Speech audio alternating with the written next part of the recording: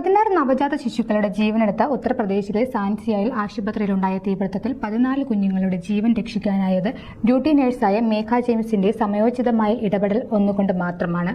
സാൻസിയയിലെ മഹാറാണി Lakshmibai medical കോളേജിലെ കുട്ടികളുടെ ഐസിയുവിലുണ്ടായ തീപിടുത്തത്തിൽ തന്റെ ശരീരത്തിൽ തീ പടർന്നിട്ടും അത് വകവയ്ക്കാതെ മേഘ കുഞ്ഞുങ്ങളെ സുരക്ഷിതമായി പുറത്തെത്തിക്കുകയായിരുന്നു. ഒരു കുഞ്ഞിന് ഇഞ്ചക്ഷൻ നൽകുന്നതിനായി സിറിഞ്ച് എടുക്കാൻ മുറിക്ക് പുറത്തിറങ്ങിയതായിരുന്നു മേഘ.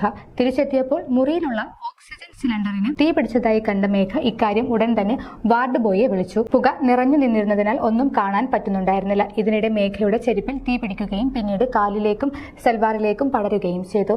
സൽവാർ ഊരിയെറിഞ്ഞ് മറ്റൊന്ന് ധരിച്ച് യുവതി വീണ്ടും രക്ഷാപ്രവർത്തനം നടത്തുകയായിരുന്നു. കുഞ്ഞുങ്ങളെ രക്ഷപ്പെടുത്തുന്നതിനിടെ മേഘ തന്റെ ശരീരത്തിൽ തീ പടർന്നത് ശ്രദ്ധിച്ചില്ല. സ്വന്തം ജീവൻ പോലും പണയം വെച്ചാണ് അവർ കുഞ്ഞുങ്ങളെ പുറത്തെത്തിച്ചതെന്ന് അസിസ്റ്റന്റ് നഴ്സിംഗ് സൂപ്രണ്ടായ നളിനി സൂദ് വ്യക്തമാക്കി. ഗുരുതരമായി പരിക്കേറ്റ മേഘ ആശുപത്രിയിൽ ചികിത്സയിലാണ്.